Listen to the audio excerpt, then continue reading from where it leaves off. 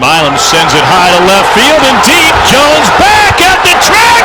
It is gone and it is over. LSU comes back from 8-0 and walks it off in the 10th.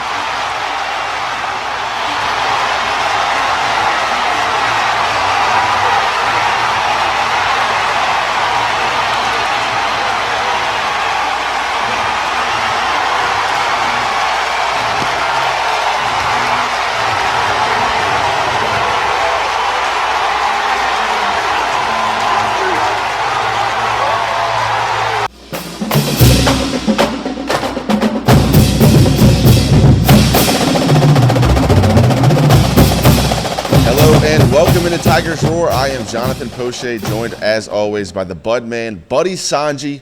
We're here at Old School Barbecue, Pelican Studios. As you saw right there in the opener, Monster Milam walks off the South Carolina Gamecocks in the SEC tournament semifinals. It's already being termed the Rally Balk. It was an incredible game. Extra innings. LSU gets another historic, memorable win down there in Hoover, Alabama. Of course, LSU picks up their 40th win on the season, gets hot right at the right time, wins 4 of their last 5 SEC series, goes all the way to the final, loses to the number 1 seed in Tennessee 4-3. But you think about Tennessee's offense, what LSU had left with pitching, an outstanding performance out there in Hoover. LSU, before the tournament, was one of those bubble teams that didn't quite know if they had done enough to make the NCAA tournament. They made all the way to a 2 seed. We'll talk about the Chapel Hill Regional, that and a whole lot more. Welcome in the Budman. Great to see you here on a Tuesday, Budman. JP, everybody knows that since we have last been on, LSU and the weather have gotten extremely hot. Stay hydrated, folks. This is a time of year where you got to watch your kids and obviously got to watch the hydration. But LSU and Jay Johnson flipping the switch again. And the Monster Milam, this young man is going to be a superstar. He's a little bitty guy, 5'6", 175, whatever he is, JP. But he carries a big bat. And right out on this Tuesday, the day after Memorial Day, we hope that all of you celebrated all of those men and women, service people who have given us the right to live in this country regardless of sex and religion and all the other things that we differ on. One thing that we're all going to agree on this Tuesday afternoon is that the SEC once again proved, another time, JP, that the officiating, the umpiring, the refereeing, regardless of the sport, leaves much to be desired. Jay Johnson getting thrown out on a call that was absolutely ridiculous. Thank the good Lord that Milam hit the 2-run dinger, but there's something about Jay getting this team to be able to peak at the right time. And we know, going into Carolina's a 4 seed. They've got good pitching. They have been excellent for the last 10 years or so. And we know that Gage Jump and Luke Holman are 2 as good back-to-back as anybody. It gets down to, do you beat North Carolina? First of all, you got to take care of Wofford. That'll be 11 o'clock on Friday morning on ESPNU. But then I would imagine you go Jump and then Holman, and then we'll see from there. But JP, pitching has come around, a lot of clutch hitting, and they benefited from the big ballpark in Hoover. A lot of fans. Now you travel to North Carolina, and it is kind of interesting that you see LSU in a regional, but on the road. Let me see if you remember last year. What do you think they were the national seed last year at this time? The national seed, they were a 1 seed. They were in Baton Rouge all through the postseason last year. A national seed going into the tournament, 5. Okay. And they ended up winning it all. Right. And, of course, now the way the brackets are set up, hey, listen, the way the brackets are set up, you get out of that North Carolina regional, you may be going back to Arizona. So a lot of people excited about it. Can they do it? It comes down to the clutch home run, playing fundamentally sound, and obviously making the right pitching decisions. But hope everybody had a great Memorial weekend, and we hope that all of you are going to enjoy. Softball took it on the chin after winning 11-1 Friday night. I've never seen LSU softball. We stayed up and watched that game after dinner, and they clobbered this Stanford pitcher unfortunately, Beth Turina once again did not get any breaks from the umpires. Yeah. And boy, oh boy, you got to be careful with challenge and everything, because if you don't have a challenge, right. A kid got hit with, she was in the base path, it hit her calf or her ankle, and ricocheted the ball off. And can you believe it? The 4 blind mice didn't see it. Yep. So, as always, Coca-Cola will be sponsoring these umpires because they need Coke bottle glasses. I'm almost to the point, JP, with balls and strikes and calls on the field, almost to the point where I'm ready for robots to come in. Yeah, but man, and there's been a lot of discussion for the robots and the strike zones, and if you do bring in the robots, this is my only opinion on the matter. If you do bring in the robots, you will see the level of catching severely fall off a cliff really quick. Because what's the point of framing pitches and trying to slide over and get calls? Because the human element is a huge part of the pitcher catcher battery. Tip of the cap to Coach Beth Turina. Did win 44 games.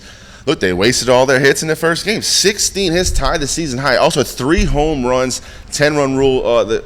And the pitcher for Stanford, you got to tip your cap to her. Najari Kennedy, I don't know if I said her name right, but look, through 3 games, and she was painting the corner. Whatever the umpire is going to give you, you take advantage of. You're taught that as a very young child. And she was painting the corner. And didn't get enough from the offense, obviously, from LSU. Get 10-run ruled in 6 innings in the final game of that regional. But tip of the cap goes Beth Turina. And there's always the John 25 season. Of course, we move on about a lot of baseball talk. I'll get through it, folks. We do have some tape, some highlights from that South Carolina semifinal regional with that Monster Milan walk-off. I'll also talk about that championship game. We'll also talk about the North Carolina regional. And it's a little bit of football talk. LSU does pick up a transfer punter in the portal from Louisiana Tech. We'll talk about that a little bit later on in this show. Before we get to our first break, don't forget, check us out on our YouTube page at youtube.com/Pelican Broadcasting. Everything we do at the Pelican is right there archived for your viewing pleasure. So while you're at the page, click the notification, the subscription, and the like button. It would help us out with the algorithm, and you get notified every time we post something new right there at youtube.com/Pelican Broadcasting. Quick break. We'll come back and talk some LSU baseball. You're watching Pelican Sports TV.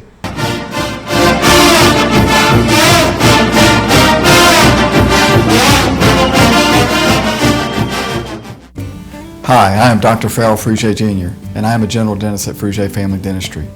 I was born and raised in Baton Rouge, Louisiana. I went to Catholic High School, LSU, and LSU School of Dentistry in New Orleans, where I received my DDS degree in 1986. I always have and will continue to be committed to continuing my education, to invest in technology which makes the diagnosis and delivery of dentistry more thorough, more comfortable, and more aesthetically pleasing. In our practice, we are here to serve the patients. We want to improve their quality of life and to develop relationships with our patients. In dentistry, we have a chance to impact lives on a daily basis, not just by doing dentistry, but by getting to know them and being a part of their life. We also believe in giving back to our community.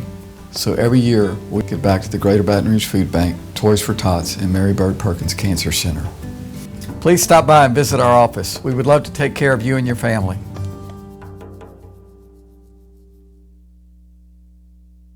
Visit Treads & Care Tire Company's new location on Hooper Road in Central. Locally owned for over 50 years, Treads & Care is known for quality automotive repair and top-notch customer service. I'd like to invite you to come out and see us at our new location in Central.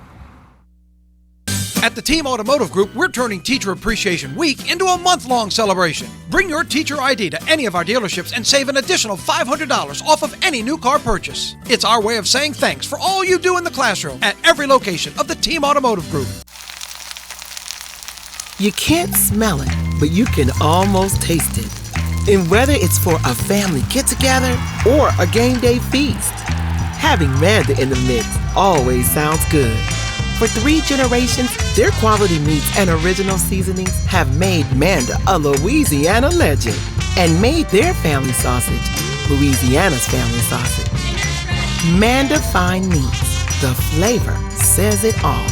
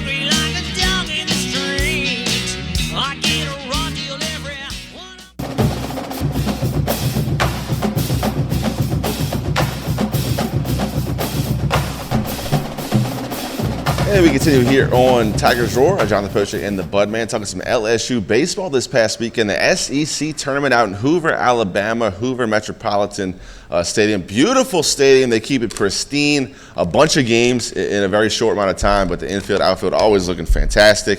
LSU has a fantastic showing with the bats and on the mound. Of course, you start off that game one against Georgia. Gage Jump throws 7. Outstanding, only gives up 1 run, and Gage Jump has been a huge catalyst to this turnaround. But man, a true starter on Fridays, and he's done an outstanding job for Coach Jay Johnson. When he throws strikes and gets ahead of the count, he is really, really tough. By the way, Wes Johnson was the pitching coach at LSU last year. He cheated on Jay Johnson during the year and got him a head job with Georgia. Lo and behold, he is still salty. And, oh, by the way, in case you missed it, he changed his name to Richard. If you know what the Richard nickname is, that's the way he's been acting. Didn't give LSU any credit.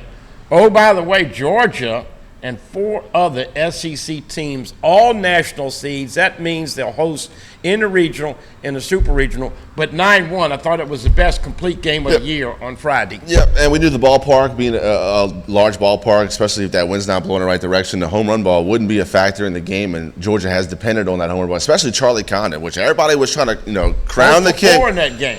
0 for Budman. 0 for 4 against the Tigers, so the Bulldogs go home early out of the tournament. The Tigers move on to face the SEC co-champs in the regular season, the Kentucky Wildcats. The Wildcats had a fantastic year. They're good on the bases. They play an exciting brand of baseball. They can score runs in a lot of different ways. LSU puts it on them, 10-run rules them, Budman. And now you're thinking, okay, the Tigers have it working. Yeah, Marty texted me that day and said, guess what you, me, and Kentucky have in common? We all got shut out, and lo and behold, it was pretty dominating. Yep. Once again, another great game, and the great thing about that, JP, is that there were only 2 pitchers in each game. Exactly. Griffin Herron came in and finished it, and of course, Gavin Guidry came in and finished it. So that set up this big question, who's going to get the ball in Game 3, and that is the big question for this LSU team. Can they hit with ducks on the pond? Can they have the timely home run, the 2, 3, 4, or grand salami, 2 grand slams in one of those games where it's never happened before, Kentucky. In the same SEC game. Yep. And, of course, as we know, how are you going to set up your bullpen and your starting rotation once you get past Jump and Holman? We had some idiots on the internet actually thinking that Gage Jump was going to pitch in the game against Tennessee. There's no reason to do that. You did everything you needed to do. Although, I don't know if you noticed this, the SEC tournament did not give LSU a lot of benefit of the doubt. I think their RPI, JP, is what, right around 20 now? 20. Okay, but they got hooked up with a 4 seed. Other teams like Alabama, South Carolina, and Vandy are playing lower seeds in these regionals and super regionals, but I don't think anybody is griping.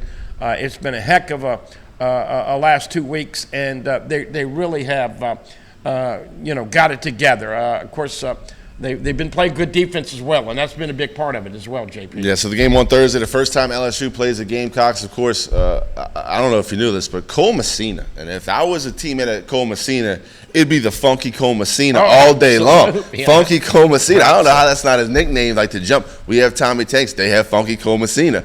He was doing an outstanding job for the Gamecocks, but LSU, did enough to win the game. And look, 8-0 down. So so the first time they play the Gamecocks, they're down by 4 runs.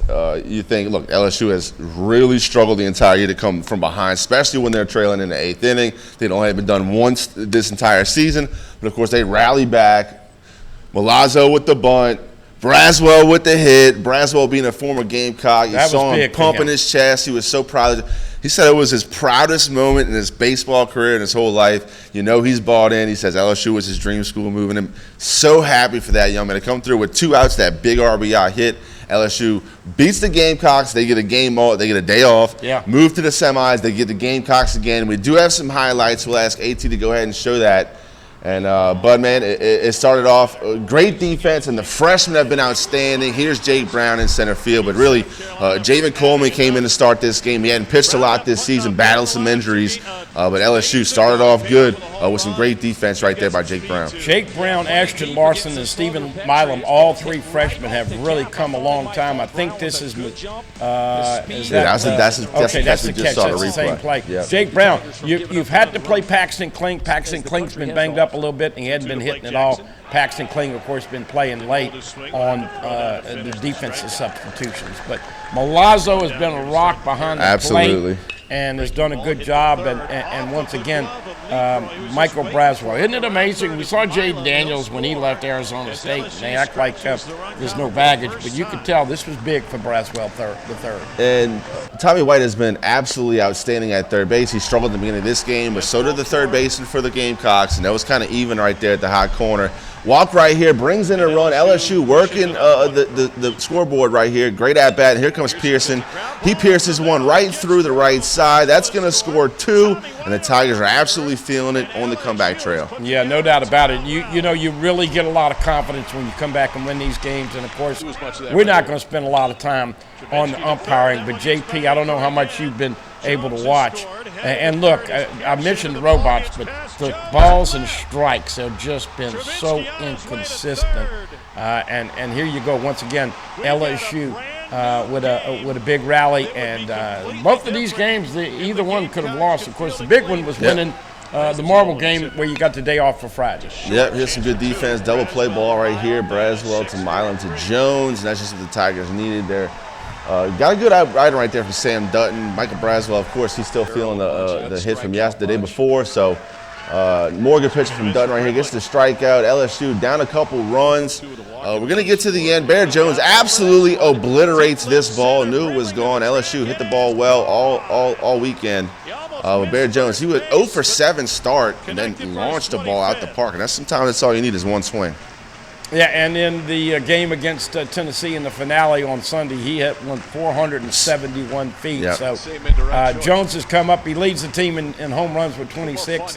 And Tommy Tanks is once again hitting the long ball at the appropriate time. Although I think a lot of people thought he had a little hangover after they went to Fleming's on Friday. He was a little off on his Saturday game. So I'm sure you saw the end of this game. If you haven't, you're about to see a replay right here. Towards the end of the game, South Carolina, Ashton Larson right here with an RBI. He's been outstanding for the Tigers. There's 4 Tigers batting above 300. 2 of them are freshmen, in Milam and Larson.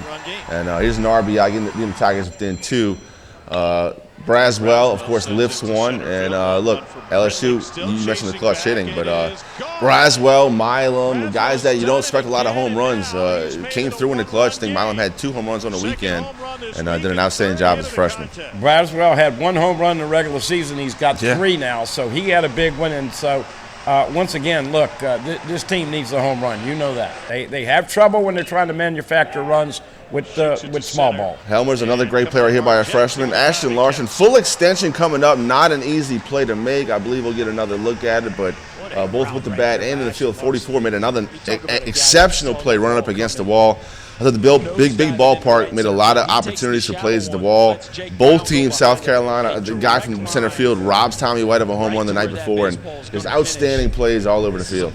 Yeah, and listen, I like what Jay Johnson said. He said basically Jake Brown, Ashton Larson, and Stephen Milam have made it tough for him not to play these guys. If you remember, Larson got very few chances first 20 games of the season. Same thing with Jake Brown. He had a couple games, got hurt, back in the fold, and obviously Milam has been there all year long. And what impresses me more than anything, JP, going yard from the right side. I think he's a better hitter at the left-handed spot, but he goes yard. And of course, how many people can effectively be switch hitters in today's game? A true switch hitter, right. There's Gavin Goodrick getting the strikeout after LSU gets a bunt and ties it up. Here's the play everybody's talking about.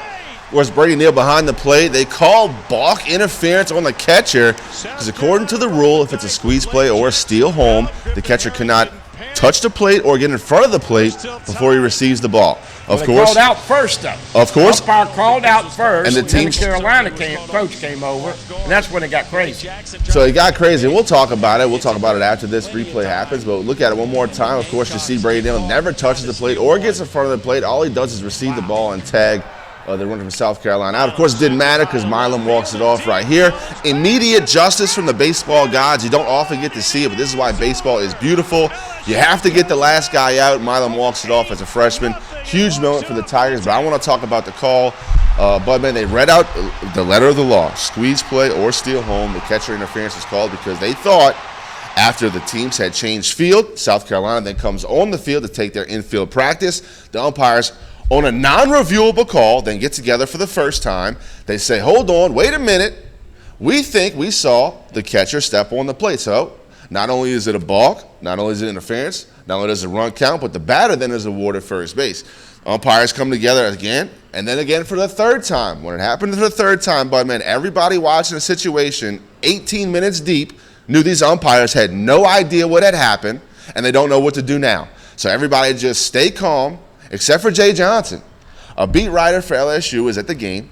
They said, to the best of my ability, Jay Johnson turned his back to the center field camera and told the umpire, if you're going to make that bleep call, you better throw me out this game. And the umpire said, okay, you're gone. He knew it was wrong. He knew Brady Neal had never touched the plate, was not in front of the plate, the letter of the law. The call, one, I want to talk about, and then the execution of the call, two, I want to talk about. But, man, obviously, as LSU fans, no LSU fan agrees with the call. But, one, do you think the umpires got it right? And, two, do you agree with how the call was executed on the field? No and no. First of all, the South Carolina coach did say after the game that they had seen this before and they were going to try this. It was 10-10 at the time, whether it was 15 minutes, 18 minutes, or whatever. And you had some clueless SEC official in the booth. We used to talk about the replays. And let's be honest, folks. Patrick Peterson wasn't in bounds. We can go on and on and on. Birmingham and a lot of plays that were called safe were called out. I've lost all confidence in the SEC office. I've lost all confidence in the SEC umpiring. And thank the good Lord that you're not going to see those SOBs in postseason. But that all being said, I did not – look, the Carolina coach was smart. It was not a reviewable call, but did they review it? They had to. They had to have, yeah. To change it. So I have a problem with that. But it reminded me of when LSU was playing Auburn in football, and they had a PAT, and they missed it, and they called some jumping. Remember that rule that hadn't been called in 50 years? So I don't know. You're more into the baseball rules. I did not see him step on the plate. I did not see him move forward. What is he going to do? He's got to tag the guy to come out. So to get a ball, oh, by the way, that runner coming from third never touched home. I don't know if that's relevant or not. Well, it is relevant just to say that it was explained after the game that in this one instance, see, if there's a walk-off on a base on balls, every single base runner needs to advance and touch. Mm-hmm. But since he was called out on the field, it is not an expectation for him to then have to touch home plate. The non-reviewable really threw me through a loop. They've got to change that. How could it be a scoring play that you then took at least 15 minutes to talk about 3 different meetings between all the umpires and then tell us it's a non-reviewable play? Well, obviously someone had reviewed it. You called out on the field. Teams had changed field. LSU had their helmets on. They were in the on-deck circle. The inning had changed. The commercial break was over. Everything had transpired. But then, hold up, wait a minute. So I want to know which umpire, since it is not reviewable, which umpire saw Brady Neal either in front of or touch the plate. It had to either be the first base umpire, the home plate umpire, or third base umpire. I want to know which one it was. Own up to the call. If you make the call, own up to it. Hold the press. The head of official, whatever that guy is that came in. Paul Clueless. Paul Gilliard. Paul Clueless. Paul Clueless. During the game, didn't want to pick a side of the fence. Dude could have straddled that fence, could have slept on that fence, didn't want to say the umpire because blew the call. Because he used the word judgment, remember? It was a judgment call on all this. And so, look, I'm not trying to sit here and tell you that it happens all the time, a concerted effort to cheat LSU every single time. I'm telling you it happens enough. I'll just ask you one question. Would that have been called if it was Alabama? Seriously. You think they would have done that to Alabama? Huh? You think they would have done that to Tennessee and Tony Vitello and all that? I'm just telling you, somebody put a bug in that umpire's ear. And as you alluded to and so eloquently said, how it came about, that's baseball. The baseball gods gave him the big fist. Got him. Yep. Immediate justice. It would have been like that no call from 2018 with the Rams, where the next offensive possession for the Rams, the Saints pick 6, and they say go to the Super Bowl and then win. I mean, immediate justice you don't get to see often. For whatever announcer gets the LSU game in Hoover, Alabama, for whoever it is to always be able to say, wow, if there's anything wacky that happens out here, of course the Tigers have to be involved. So how do you think LSU fans feel? You have to name it something. They've embroidered like rally balk across the T-shirts. It was the biggest come from behind win because LSU was down 8-0 in the game since the rally possum in the SEC tournament.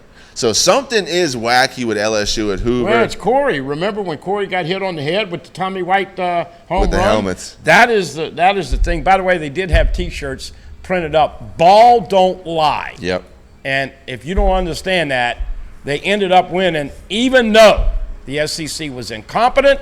You're going to see it in football. You're going to see it in football replays. You're going to see it in basketball. The officiating, umpiring, and refereeing for this conference never lives up to the talent and capability of the athletes, and it's not ever going to change. So have some thick skin, Tiger fans. We'll take a quick break. We'll talk about the North Carolina Chapel Hill Regional. LSU takes the 2 seed. We'll talk about the teams they'll face. We'll hear from head coach Jay Johnson and a couple players, Tommy White and Michael Braswell. You don't want to miss it. You're watching Tigers Roar right here on Pelican Sports TV.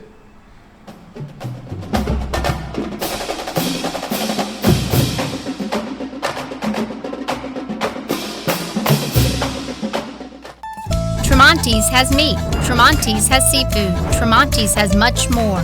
Tailgating and home gating platters, huge wine and liquor selection, beer and all the spices you need, Chairman Reserve and Wagyu meats, ribeye rolls, shrimp rolls, kebabs, 20 flavors of sausage for the grill, daily lunch specials and game processing. On-site catering also available.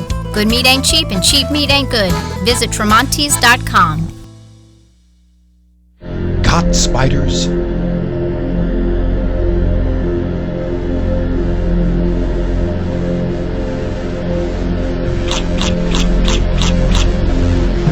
Premier Pest Services. Few things in life are as valuable as family and peace of mind, especially when it comes to your final arrangements, and that's where Lee Serio can help. His prepaid funeral plans make sure your life will be remembered exactly the way you want it to. With Lee Serio, no detail is too large or too small. Call Lee or his wife Gretchen at 225-315-6329. Let Lee Serio give you and your family the peace of mind you all deserve. Live and play on the fairway at Greystone Golf and Country Club, a serene, challenging golf destination located in Denham Springs. For tee times and membership opportunities, go to GreystonecountryClub.com. Embrace the luxury, safety, and comfort of Mazda with 0% financing at Team Mazda. Right now, get 0% financing on any new Mazda CX-5, Mazda CX-30, Mazda CX-50, or Mazda CX-90. The savings are here at Baton Rouge's Mazda dealer, Team Mazda. Treads & Care Tire Company announces its new location on Hooper Road in Central. Locally owned for 50 years, Treads & Care is known for quality automotive repair with top-notch customer service. Treads & Care offers the convenience of shuttle service and pickup and delivery of your vehicle. You can also enjoy the comfortable customer area, complete with workstations, high-speed internet, and a complimentary coffee bar. I'd like to invite you to come out and see us at our new location in Central. Treads & Care, the tires you need and the service you want.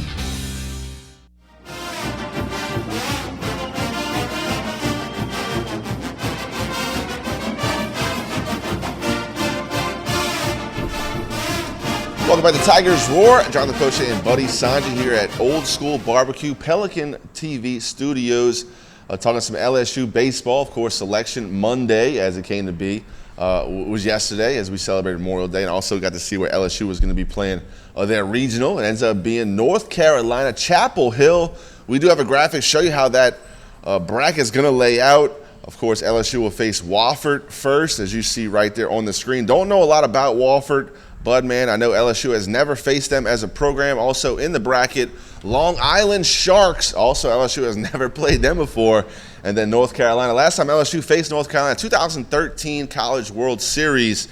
So Coach Jay Johnson looking forward to diving into the research, looking into these three teams, potential opponents at the regional. It is amazing, the pocketbooks of the Chris Giats and the LSU fans that show up. Did you see that crowd in that finale? You know, a lot of times in the SEC Tournament Championship, all of the fans have gone home. I don't know if they still got any money left or what, but they'll try to make their way over to Carolina. 11 o'clock, here's the interesting scenario that we had mentioned. LSU in this SEC tournament played 2 games at 9:30 in the morning and looked good. Most Tiger teams and fans are sleeping and sleepy-headed at 9:30. Great so point. Maybe this thing is good. By the way, I can't see it up there very clearly. When would they play North Carolina if they both win, JP? So if they both win, okay, so if you lose game 1, you play again on Saturday at 11 o'clock. Okay. If you win game 1, you play 4 o'clock on Saturday. Okay. You win that game, you move on to 5 o'clock on Sunday. Yeah. And that would be when you face the winner of game. And they'd have to get beat twice. They'd have to get beat twice. And look, if it happens to be, North Carolina versus LSU, which a lot of people are obviously projecting it to be, that would be a battle of some of the most iconic uniforms in college baseball history. The powder blues of the Tar Heels and those Sunday goals of the Tigers. I mean, does it get more iconic than that, Bud, man? 2 historic programs. Yeah, North Carolina's the real deal this year. They are a National 5 RPI. This coach has been there replacing Mike Fox, I think, 4 straight years. They've made it to the tournament 4 straight years. But, there's something about 200, 300, 400 LSU fans. They just make a lot of noise. And, by the way, did you see your softball buddy making up noise at Stanford this past weekend? Sure. He even made the trip out there. So Tiger fans are always going to travel. And as we know, if you win that second game, that marble game, then you're off until the latter part of Sunday, and they've got to beat you twice. So, look, I'll ask this question, and then we'll let people hear from Jay Johnson. Do you take a chance, or do you go jump and then Holman and then Johnny Holstaff once you go from there? Jump, John. You don't break rotation. It's finally starting to work for you. I mean, it's finally paid off where you go jump home, and you're confident in those 2 starters. You figure you're going to win those 2 games. Coach Jay Johnson always talked about how, the days that Paul Skeens was pitching was the best days of his life because you always knew he was going to give you a strikeout an inning. That's the type of performances that jump and home are giving you, a strikeout an inning. If you can get a guy out an inning, you have your defense out tremendously. But look, are you happy with the North Carolina Regional? I was either thinking Corvallis again because they love sending the Tigers to Oregon State. Yeah, I was hoping that they did not send them out west to Oregon State. Oregon State's weird and different. Arizona could be the destination if both teams win in these regionals. And once again, Luke Holman to go. Look, we're all assuming LSU's got to beat Wofford. Here's the question: does Carolina lay a gamble out there and throw their third pitcher and save their ace for LSU? We'll see all that evolve starting Friday morning at 11 o'clock. Well, you guys hear from the head coach. Here is head coach Jay Johnson talking about his selection, where the team's headed, his performance in the SEC tournament, and a whole lot more. Here's head coach Jay Johnson right here on Tigers Roar.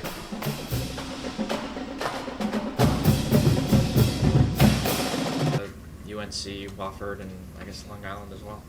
Not familiar, but this is my favorite day of the year, honestly. I'm very proud of our team for being in the NCAA tournament, and I always enjoy the opportunity to dive in and to look at the 3 opponents in the regional. Obviously, you're talking about great teams. I believe Carolina won the ACC. Wofford just won their conference tournament. I know that they played 7 games this past week to accomplish that feat. So, it's a team that has toughness to it. Going through 5 seemed like a lot for us since Tuesday, so 7 since Wednesday. That's impressive. And congratulations to Long Island. Don't know anything about them, but their enthusiasm when they were announced, that always sticks out to me.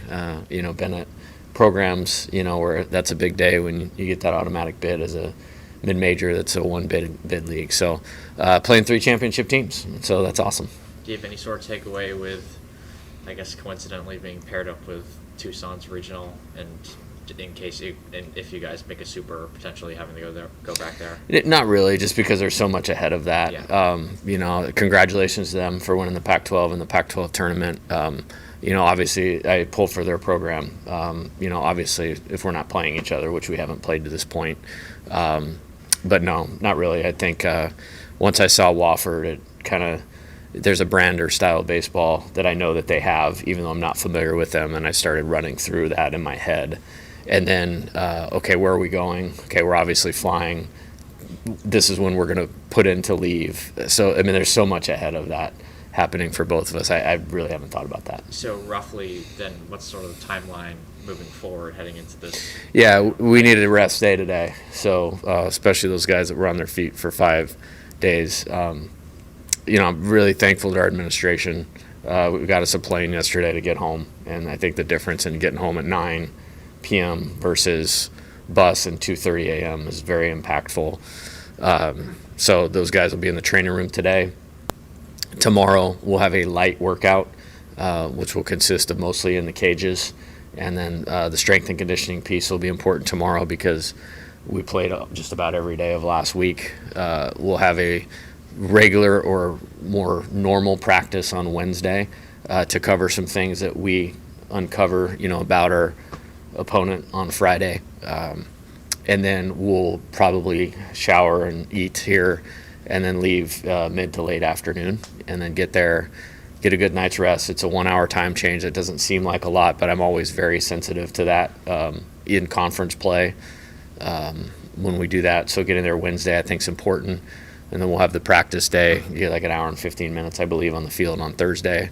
Another one of my favorite days of the year because there's 235 teams having exit meetings today and looking at 2025. And and then Friday, I don't know what time we play. I know we're playing Wofford, and from there it's one pitch at a time. There you go. That was the whole deal. Not played at UNC. Matter of fact, like when we played Wake Forest last year, it's the only time I'd played an ACC opponent since my very first game as a Division I head coach. We played Boston College at Nevada.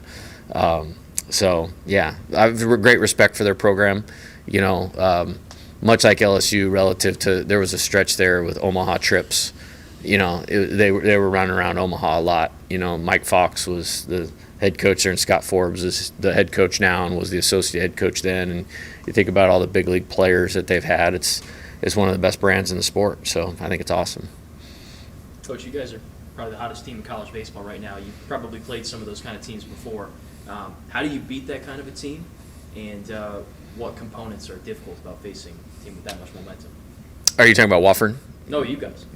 Oh, I'm Just sorry. from the other side of it, Yeah. when you face it, Yeah, I was like, I have a lot of work to do today. I mean, I literally, Michael and what I came up with already, I uncovered from going in my office while you were talking to Tommy and Michael. As far as that, it's so day to day. I say this all the time with 18 and 19 to 22-year-olds. But what I do like about our team is I feel like we have a mindset relative to confidence and belief that is stronger than it's been, with this team. And they had to win to earn it, and they did. They've won a lot lately. And, having 40 wins before the NCAA tournament starts, that's a good accomplishment. And I think they have a ton of confidence, so that makes them hard to deal with. I think we have a brand of baseball now that they have an identity as a team, relative to really good starting pitching. I think the real positive about the SEC tournament was, I know we had 2 games where we gave up a lot of runs, but when we needed to get zeros in the back half of those 2 games against South Carolina, we absolutely did. And then yesterday, that's number 1. Those first 3 guys are all major leaguers, and first 4 guys are all major leaguers. Inslee killed us yesterday, and Tiers is probably a major leaguer. So you got 5 of 6 guys that are major league players, and we held them to 4 runs. And we got ourselves in position to win the game against the best offense in the country. So I think the pitching dynamic is good. I think the at-bats have certainly gotten better. I think we've played very good defense. We had a little bit of a rough start to the game on Saturday. Yeah, it was Saturday now against South Carolina. But I feel like we have an identity and we have the confidence, and that's probably what makes us tough to play. So I had to build on that. I mean, you've spoken really when you guys were even going through your struggles that you believe this was a top 15 team. Is that the team you've been seeing these last couple weeks? For sure. Is there another gear? There's always another gear, and I think we're well positioned to hit that. I think what my hope is that they utilize all the experience they've gotten, the great start to the season, the difficulty in the middle, the overcoming the difficulty, the great play late, to position us to play our best when our best is needed. And I think the good part about being in the league, the opposite part of just having a super regional caliber team every time you take the field, is there's nothing from this point forward that we will have not seen. And I think there's a lot of benefit in that. So obviously it's tiring, but there's a lot of benefit in it. So obviously the coaching staff will be, studying all three of these teams. Yeah. But how do you sort of disseminate that information to the players? Is it just Yeah. stick to Wofford and then you worry about North Carolina and Long Island later? Well, I think the regional is unique, and the bracket in Omaha is unique, where you have to be ready for all three of them. I like the Omaha thing because you have the day off in between. You don't have that here, and so we're having a light workout tomorrow. We're off today, so we'll probably get everything done for all three teams going into Wednesday's practice. And then Wednesday's practice, if we feel like we have something that is super important to the game on Wednesday, that will be that. And then we won't cover anything else. Like, we'll have it ready to present, but we won't present anything else but what we feel like is important for the game on Friday.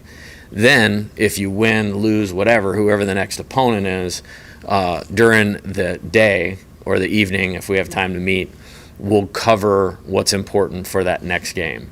And then the only tricky one is if you get into the Sunday doubleheader deal, you really got to be on top of it. But it's baseball, it's different than football. We're not talking about nickel defenses and all of those kinds of things, like, are they running the spread, no backs, all that type of deal? Do they onside kick? We don't have to, it's like strikes, low strikes, move the ball in and out, change speeds. Okay, control the baseball, catching it and throwing it. Don't swing at balls, battle with two strikes, hit mistakes, move the ball with runners on base. So none of that changes. So that's good. The other stuff is probably more for me to just help guide, putting the players in a good spot. For them, how much does it help to, I guess, simplify things as much as possible when you get to this point in the year? I think it's really important. I've always believed in a thought of cut it in half and master it. And then complexity is the enemy of execution. And I think there's some real things with that. I think there's some real things like in the world right now with that, with our players. And, I talked about this, 6 or 7 weeks ago, the importance of just being positive. You know what I mean? And I think that had great value for our team. And it was a simple thought of, I'm the most competitive guy in the world. And, but our players needed a backing to be able to pull the best out of them. And it wasn't like this, crazy concept. It was like, just do that. And then, the gains from that, I think, have been really good.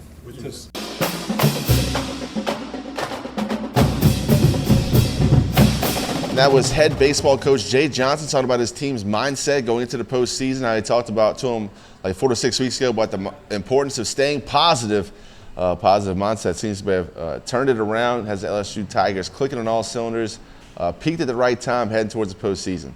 Another quick break here on Tigers Roar. We'll come back and let you guys hear from some players. You're watching Tigers Roar right here on Pelican Sports TV.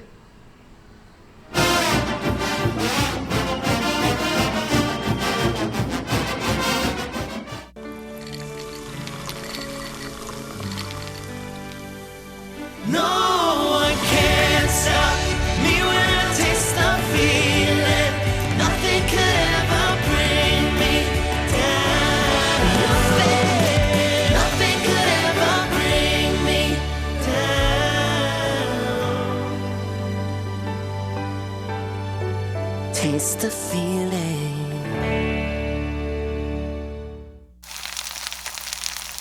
You can't smell it, but you can almost taste it. And whether it's for a family get-together or a game day feast, having Manda in the mix always sounds good. For 3 generations, their quality meats and original seasonings have made Manda a Louisiana legend and made their family sausage Louisiana's family sausage.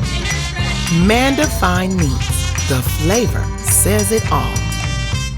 At the Team Automotive Group, we're turning Teacher Appreciation Week into a month-long celebration. Bring your teacher ID to any of our dealerships and save an additional $500 off of any new car purchase. It's our way of saying thanks for all you do in the classroom at every location of the Team Automotive Group. Hello guys, it's Debbie. It's time. I've got a brand new location. 10510 Airline Highway, Baton Rouge, next to After 5 Tuxedos.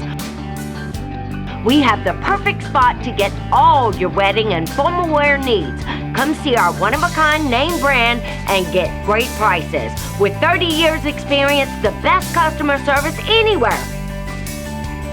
It's Debbie's Bridal, Airline Highway, Baton Rouge. See you soon. Bolello's Furniture and Appliances, your dependable independent.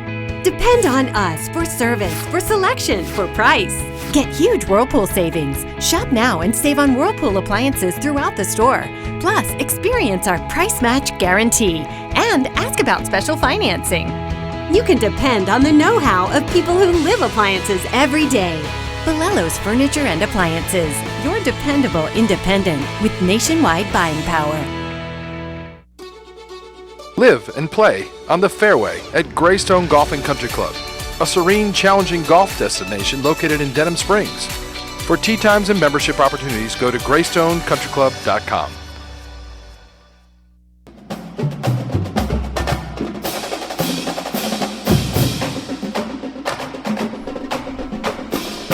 We appreciate you tuning into this episode of Tigers Roar. If you missed any of this show, go check out our YouTube page at youtube.com/Pelican Broadcasting. I want to let you guys hear from some players. Here is third baseman junior Tommy Tanks. Of course, he's leading the Tigers in RBIs with 69, second on the team in home runs at 24. He's the catalyst for the offense, but he's certainly done an outstanding job with defense at the hot corner. Here's junior Tommy Tanks right here on Tigers Roar. During the broadcast, a lot was made of you saying that you didn't want to take the jersey off, right, to your teammates. I guess you kind of share that story with us and how it all went down and how you think your team maybe received it. Yeah, I mean, this is LSU's everything. LSU, to me, I mean, has been there from the start. They just accepted me and everything. So to want to just play as long as possible is just what everybody should want to do being here. So I think just hammering that home, because this is probably going to be the last time I wear an LSU jersey is this postseason run. So yeah, I'm just going to make the most of it, and just I didn't want to take it off, so I wanted to fight to get to the spot where we're at now. How much did you see that maybe inspiring your teammates and everyone to take their game to another level? Yeah, I mean, I just think that everybody just wanted it just as much as I did. And it was just like the whole team collectiveness of like coming together and being like, we can do this, let's do it. So that was pretty cool to see. And it wasn't one guy just stepping up; it was everybody stepping up. So that was awesome, and we all came together at the right time. How about seeing it kind of all come together? You know, awesome, yeah. I mean, y'all saw it too. Like from where we started, where we're at now, it's completely different. And I'm glad that we got to show that on a national level in the SEC tournament. A lot of people say like the adversity that you guys faced, those one-run games that didn't go your way, right? The struggles you had early, kind of built you for this moment. Mm-hmm. Yeah, I mean, it definitely gave us thick skin. We've definitely taken some beatings in the regular season and some tough losses throughout the way. But yeah, that was building up for what we're doing now. So I'm excited. What do you think you guys learned most about this team over the last week? Just kind of the adversity that you guys faced at times and being able to overcome it. Yeah, I mean, it shows that we have a lot of toughness. I mean, we come back from a high deficit, 8-0. They had 8-0 against Carolina. Just no quit in this team and a lot of fight. So it's fun to see. Tommy, you were in the ACC for a year. How familiar are you with just UNC, the roster of their guys? You play with any of them, anything like that? I'm not sure. I know I've played against Honeycutt, great player, great guy. Their coach is awesome. I'm not sure who's over there who I played against, but I know the program's awesome and they got a great facility and everything. So it should be fun. I mean, I like the ACC, so it's all good. So it should be a fun time. How about the potential to match up with Arizona? When that kind of came around, everybody kind of snickered and saw this, kind of collision course potentially. Yeah, I mean, I don't know what the deal is with Arizona. I know nothing about the West Coast. I'm an East Coast guy. I have no idea anything. I've been to the West Coast 3 times, so I don't really know anything about Arizona or what. You matched up with Jay's old team. Oh yeah, I mean, it's just a baseball game, I guess. I'm not trying to make anything that's not there. Tommy, what's been different with the offense the past week? Dude, I mean, we've been clicking. I mean, everything has been on all cylinders, just putting barrels on balls. Hard contact, not trying to do too much with the baseball, just hitting it where it's pitched and moving the guy over when it needs to be moved. Nothing really special, and taking our walks too has been big. I think in the beginning of the year we've been swinging a little early, but taking our walks and seeing pitches has been a big help too. Is there a style of play difference between? I'm sorry? Is there a style of play difference between SEC teams and ACC? I'm not sure. You're playing the ball. Everybody's got a bat and a ball and a glove, so it's not really. It's just baseball players. That's about it. Did the lineup solidifying kind of help everybody? I'm not sure. I don't know. I mean, it's probably, who knows if it's solidified. I mean, I know that what we had was really, really good. So we're just continue to rock with whoever's in the lineup, support and trust every single guy on this roster. So whoever's in there is going to be in there for the right reason.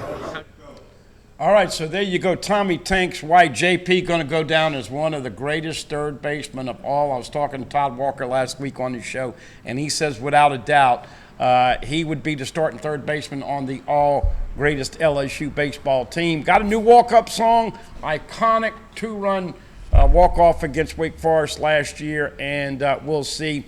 But from Tommy Tanks White, now we go to the other side of the left part of the infield. Michael Braswell III, a big victory for him over his former team with the winning hit. Here is Michael Braswell III after the game this weekend.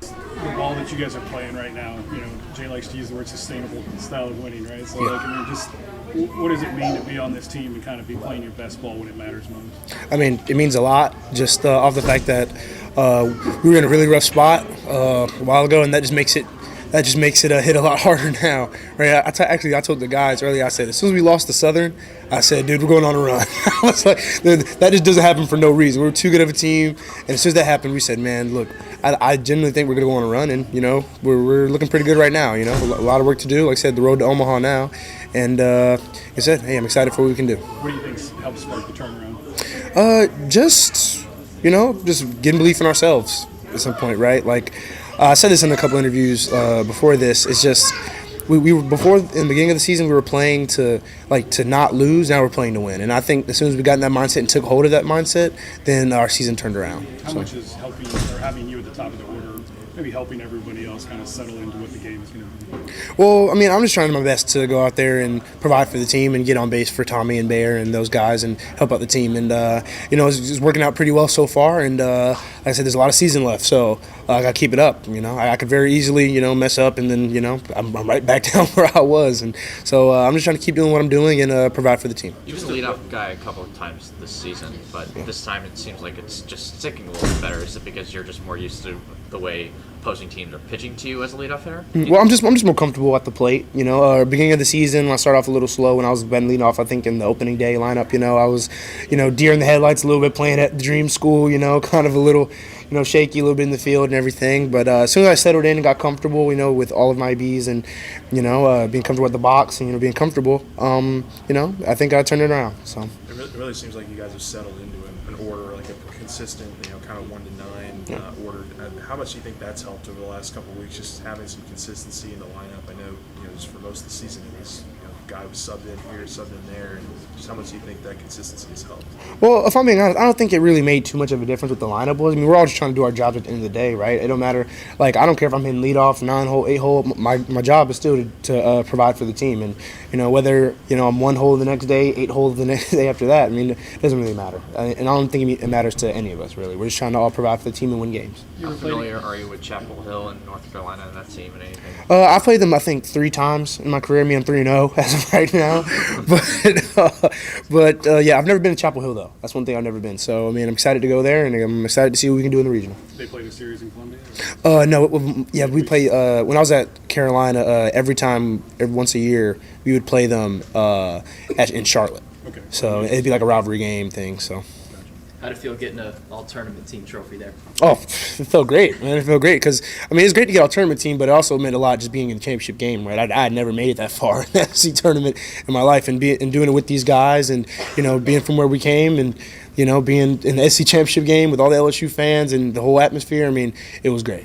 What did it mean to the confidence of the team to get to that championship game? Because going there, we was wondering, hey, can they make it past day one? And you guys just ran shop and kind of made it all the way to Sunday. Yeah, well, I'll say it meant a lot, right? Because going into it, we'd come off a sweep of Ole Miss, so we were already feeling good about ourselves already. And going into it, we knew we had to win one game to kind of for sure get in the playoffs.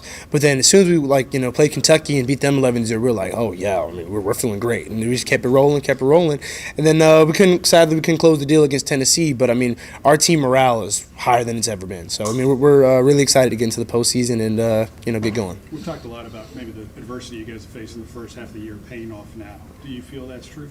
I genuinely do, right? I'm a big believer in things happen for a reason. And, going into the season, we were too good of a team to be a 3-12 team at midseason. And I believe, right now, just coming along, we turned it around to the team we're supposed to be, right? And, I think that's just it. I think so. Is it just the idea that we're never out of it because, we were in those one-run games, they didn't go our way, we learned the lessons from them? What do you think of this? Yeah, teams always gain valuable experience from close games like that, especially from winning those games. We kind of fell, in the early part of the season, we were always on the losing end of those games, and it kind of had our team, mindset when we get in those games kind of in a negative spot. But I think now that in the back end of the season, we've been coming through in those games more, and we've gained more confidence in those one-run games that we can come out on top and get the win. So. And that was junior shortstop Michael Braswell III, of course, moved into the leadoff spot for the SEC tournament and has done a great job right there for the Tigers. Hey, look, he's been a lot better than I ever thought. He came over here from Carolina to improve his hitting. He's made a few errors, but he's been playing better defense, and that has got to really get him, his psyche, his karma, his confidence up with the game-winning hit this weekend against Carolina. So LSU versus Wofford, 11 a.m. on Friday from Chapel Hill, North Carolina. Predictions for the game, Bud, man? I think LSU wins. Gage Jump is as hot as just about any pitcher in the country. If they win on Friday morning, they'll play Saturday afternoon. You would assume it would be North Carolina at 4 o'clock. They win that game, they would play, you would think, North Carolina, and then Carolina would have to beat them twice. That would be 5 o'clock on Sunday and Monday. That time yet to be determined. That's exactly right. Appreciate you guys tuning into this episode of Tigers Roar. For the Bud Man, I'm Jonathan Poche. We appreciate you tuning into Tigers Roar. If you miss any of this episode, go to our YouTube page at youtube.com/Pelican Broadcasting. All the Tigers Roars, they're archived right there for you viewing pleasure. So while you're at the page, go ahead and click the like, notification, and the subscribe button. We certainly appreciate it. And we certainly appreciate you tuning in right here at Tigers Roar. You've been watching Pelican Sports TV. Happy summer, everybody.